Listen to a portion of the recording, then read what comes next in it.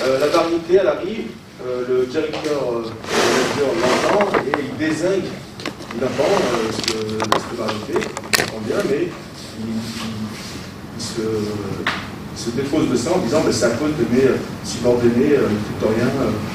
Est-ce que la légitimité, il l'a encore auprès de ses joueurs ou pas? Ça dépend. Parce que ce qu'il faut savoir. Il l'entend, il dit oui, je le sais, mais c'est pas à cause de moi, c'est à cause de. Ouais, donc. À cause de qui?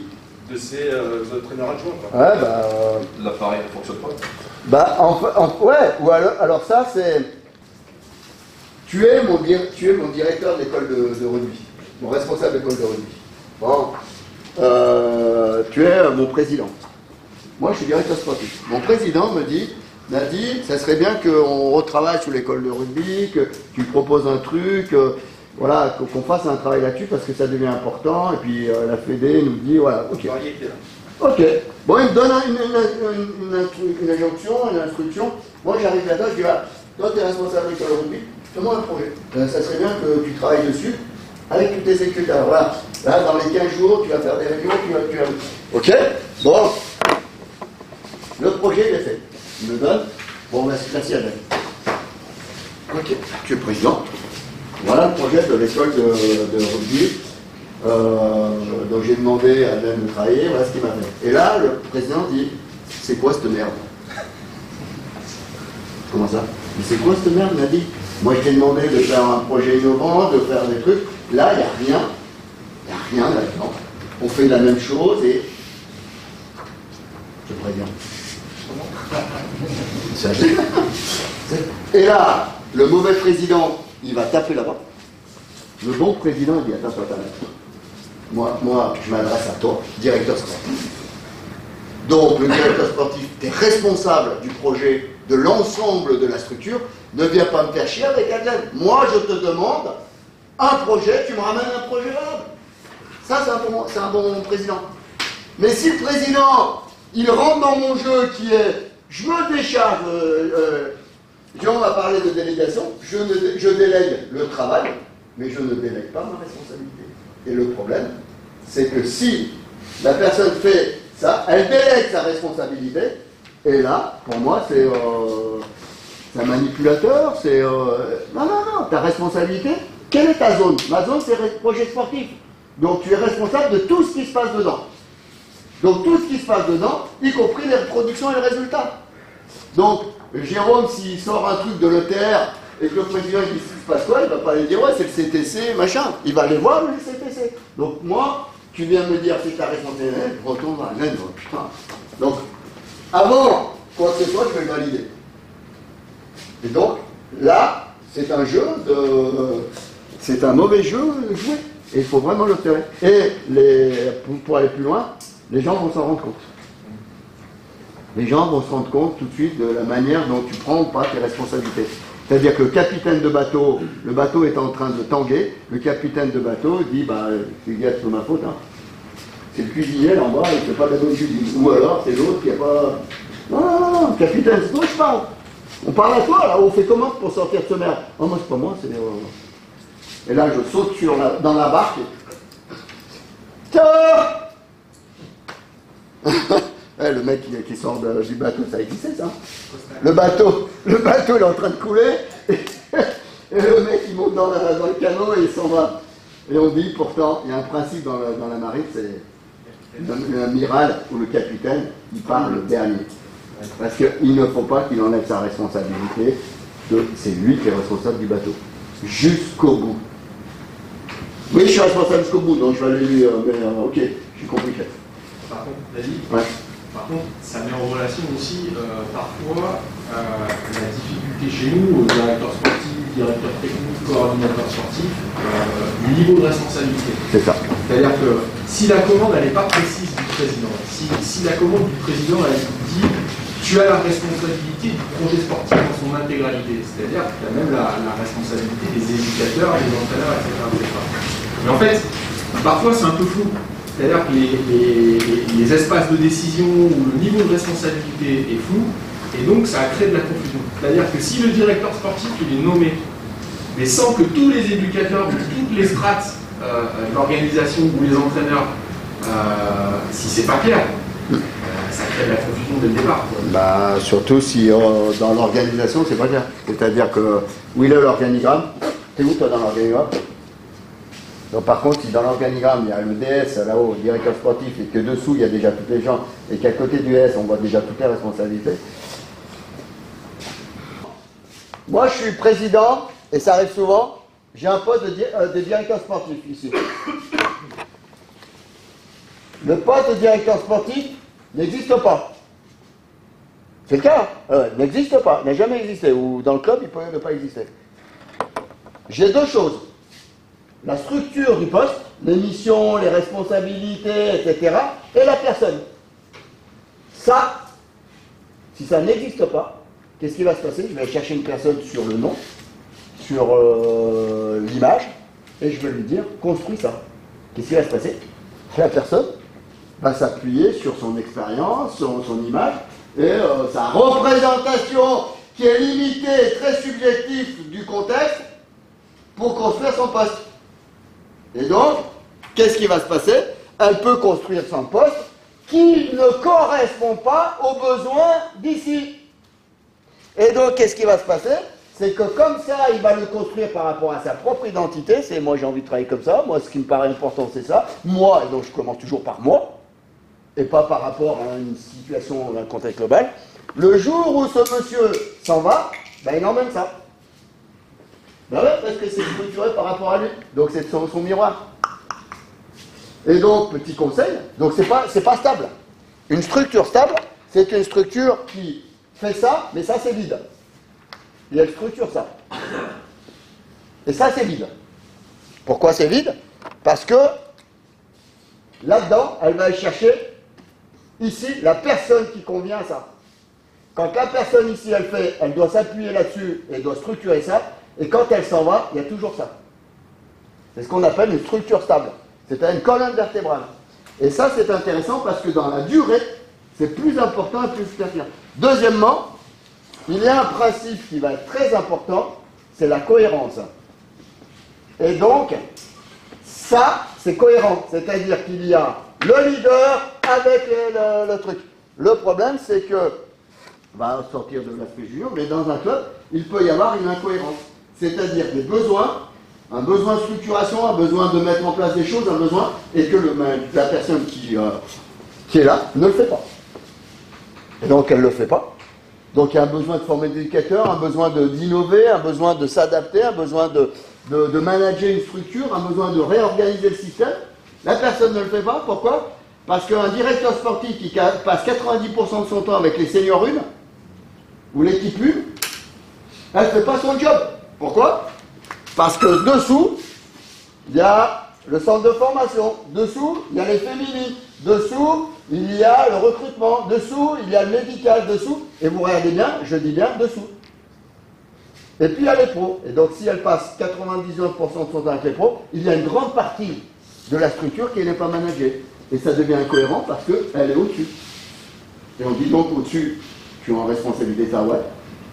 Et donc, il y a une partie, c'est comme si mon cerveau ne s'occupait que d'une partie de mon corps et ne s'occupait pas de l'autre partie. Donc en fait, l'estomac, il fait ce qu'il veut.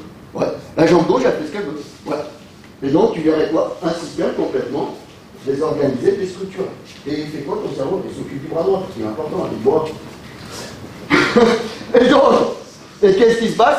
Visiblement, eh ben, je verrai une structure qui boite, ou qui n'est pas quoi. Et si tu es un peu spécialiste ou pro, tu vas dans la structure et tu questionnes, tu verrais plein de symptômes. Et tu verrais que les gens se plaignent, ils disent qu'il y a un truc qui ne va pas. C'est un danger parce que peut-être que dans des grosses structures, il y a besoin de coordinateurs quand même. Donc, s'il y a un petit coordinateur fort reconnu qui prend la place du directeur sportif. Et donc, alors je finis parce que j'ai vu des mains se lever. Cédric, tu as raison, ça peut peut-être petit à petit s'adapter, il peut apprendre, etc. En sachant qu'il faut qu'il ait la volonté d'apprendre, il faut qu'il y ait un dispositif, des moyens donnés pour l'accompagner. donc du coaching, de la formation. S'il y a les deux conditions, c'est bon. Et en attendant, le système, si c'est un système de haut niveau, etc., qui a besoin de performance rapidement, d'efficacité, d'efficience, en attendant, il y a beaucoup de pertes de temps ou d'énergie. Moi, ce qui m'interroge, c'est que je suis conscient que la fiche de poste et l'édition qui doit être définie par le président sont vraiment importantes et qui orientent après le contenu et l'application après du directeur sportif. Mais moi, je connais pas beaucoup de présidents qui ont beaucoup de compétences sur les aspects sportifs. Et si c'est eux qui définissent le rôle du directeur sportif, qui ne comprennent pas ce qu'il y a en dessous, je pense que la fiche de poste, inévitablement, ça ne rend pas la bonne. Non. Alors la fiche de poste, elle se crée par rapport à un projet. S'il n'y a pas de projet, alors, la fiche de poste, c'est moi, je veux que mon secteur féminin se développe. Ça, c'est dans mon projet. Donc il faut bien que dans la fiche de poste, je dise à mon manager, toi, tu vas me créer tous les moyens, toute la structure pour développer le foot ou le rugby féminin. S'il n'y a pas de projet, je vais créer une fiche de poste, mais je ne sais pas trop en fonction de quoi. C'est, ça serait bien d'avoir une bonne équipe de rugby, une bonne école de rugby. Ouais, mais pour faire quoi? Parce que... Par contre, si je dis, dans mon projet, là, la Fédé est en train de dire aujourd'hui que les écoles de rugby vont rentrer dans un processus qualité avec, etc., hop, fiche de poste, tu vas me créer tout le processus qualité de l'école de rugby, tu te démerdes, hein, tu t'appuies sur le... Mais tu te démerdes. Il faut ça. Donc, la fiche de poste ne peut s'appuie sur un référentiel du président, mais aussi sur un contexte et un projet. C'est-à-dire quelles sont les orientations qu'on va donner à ce qu'on veut faire. Parce que le problème, c'est que si ça n'existe pas et que ce n'est pas construit, on va voir dans le système le directeur sportif qui est là, par exemple, qui va organiser son activité ou son énergie. Et en fonction de quoi, effectivement, il connaît bien le secteur sportif. Mais quelle orientation il donne au secteur sportif si ce n'est qu'à partir des enjeux de la direction? Il n'y a que la direction qui peut donner une orientation aux sportifs. Si la direction, donc là, le président ne donne pas une orientation aux sportifs, eh bien le DG, le directeur sportif, il donne quoi? Parce que la direction du projet sportif ne s'appuie que sur l'environnement et rien d'autre. Si l'environnement ne guide pas le projet sportif, on va nous structurer le projet sportif par rapport à nous. Non. Demain, l'environnement nous dit qu'il faut travailler avec des mesures particulières. Donc, DS, je veux que tu me structures l'entraînement avec tout ton staff, tes coachs, une innovation, un moyen de travailler demain de manière différente. Si on ne le fait pas, on perd la moitié de nos licenciés, parce qu'on ne sera pas prêt. C'est l'environnement qui va guider. Dis-moi, DS, là, ce que je viens de comprendre, c'est que la Fédé a donné des obligations de formation au staff, aux entraîneurs. On ne pourra plus entraîner telle catégorie si on n'a pas tel diplôme. Bon, DS, ce que tu vas faire, tu vas créer un processus de formation, de monter en compétence des entraîneurs, parce que ce que je vois là, c'est qu'il y en a beaucoup qui ne pourront plus entraîner demain. Donc, c'est l'environnement qui guide. Et donc, c'est le DG qui donne les orientations, enfin le président, bien sûr, il va s'appuyer sur le DS. Et là, il y a un couple, hein, DS-président, qui doivent être très très forts, avec une forte alliance. Dirigeant, technicien. Le technicien, c'est celui qui sait comment on fait. Le président, lui, doit dire vers quoi il faut aller. Donc le quoi et le pourquoi surtout, le président va le donner, le DS va dire comment on va faire. Et ce n'est pas au directeur sportif de dire le pourquoi, s'il n'a pas négocié avec le président. Et ça, c'est une bonne question, Jérôme. Attention de ne pas prendre la place du président. Si vous faites à la place du président, il y a un problème. Le président est absent. Donc vous avez il y a un truc. Mais il faut déjà dire quelle est la vision, monsieur le président, dans 5 ans. Quelle vision vous avez? Et il faut qu'il vous donne la vision. Il faut qu'il l'écrive. Il faut qu'il la partage. Il faut qu'il vous la communique. Et vous allez la mettre en place sur le terrain. s'il n'y a pas de poste, là, à la Ligue, le poste, projet d'orientation stratégique, aujourd'hui, dans la Fédé, pour inciter les ligues à avoir un projet, parce qu'il y a pas mal de ligues à eux, ils sont obligés à écrire un poste, un plan d'orientation stratégique. Et normalement, toutes les ligues, la direction des ligues, ont construit une vision. À charge au directeur technique de ligue à mettre en place ce projet sur le terrain. Et avec des moyens. Donc il y a des CTC qui ont été embauchés, etc. etc. Par rapport au couple président-directeur sportif, et si effectivement, moi j'ai le sentiment qu'il y a effectivement souvent des présidents qui n'ont pas de vision claire sur ce qu'ils veulent sur leur club, et qui du coup s'appuient sur le directeur sportif, et comme tu l'avais schématisé tout à l'heure, le directeur sportif se barre, ben, tout le projet potentiellement se barre avec lui. Et moi je me demande si dans ce schéma-là, il ne faudrait pas que le président, au lieu d'avoir qu'un directeur sportif, il ne mette pas aussi, entre guillemets, un contradicteur, tu vois, qui puisse un peu opposer son point de vue à celui du directeur sportif, pour faire émerger des idées qui, au moins, sont discutées, et pas de se dire, voilà, c'est là qu'on va aller, fais-moi confiance, parce que j'ai l'expérience, le vécu. C'est pour ça qu'il y en a des équipes de directeurs administratifs, et aujourd'hui, les présidents, c'est une équipe de directeurs administratifs qui, au même niveau qu'un directeur sportif, pour essayer de contrebalancer non seulement le pouvoir, voire même pour prendre le contrôle du truc. Ils l'ont souvent, hein, parce que c'est le nerf de la guerre.